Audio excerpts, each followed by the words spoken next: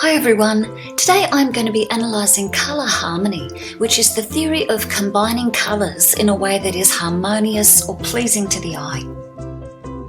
To make it easier to see the relationship between different colours, the concept of the modern colour wheel was developed around the 18th century. These early wheels plotted the different primary colours around a circle.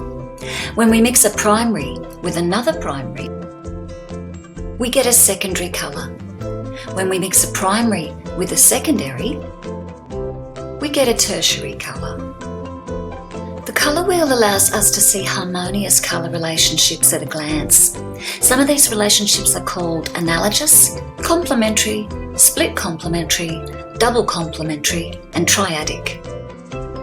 Analogous colours are groups of three colours that are next to each other on the colour wheel. They tend to represent colour schemes that are found in nature. Complementary colours are directly opposite each other on the colour wheel. They are visually arresting but can be jarring, so it's best to use them sparingly.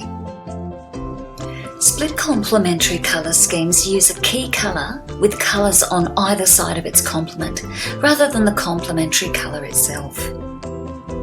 Split complementary colours have a strong visual contrast, like regular complementary colours, but tend to be a bit less jarring since they're not direct complements. Double complementary colour schemes use the four colours surrounding a complementary pair. This allows for a great deal of subtlety and interesting blending effects.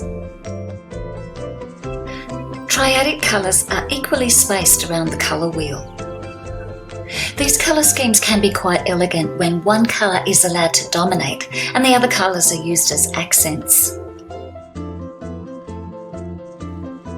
Colour is one of the essential elements in visual design. It keeps the viewer's interest, draws the eye, and makes elements stand out.